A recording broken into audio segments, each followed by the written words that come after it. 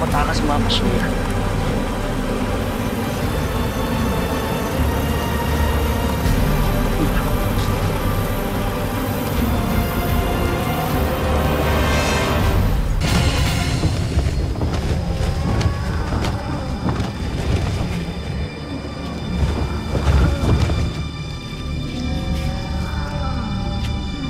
Kapaging Emre, bakit may palasyo dito?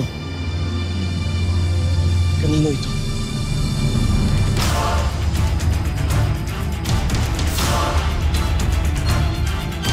Hayaan niyong ito ang maging tanglaw natin sa ating paghanap.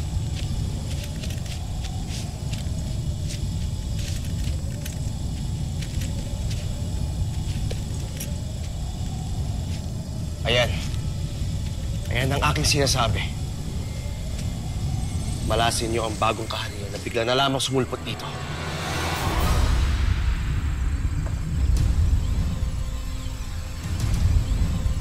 Tila may dahilan nga upang tayo ay mag-alala.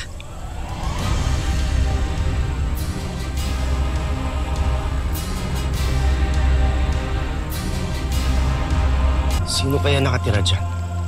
Anong uri sila na nilalang? Malalaman natin yan. Lalapit tayo at papasukin ang kahariang yan. Tayo na.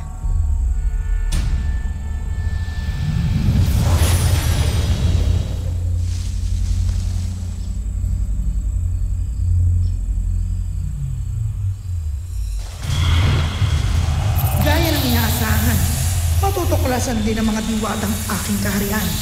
Ang hindi nila alam ay kung gaano nakatindi ang lakas ng aking puwersa sa ngayon.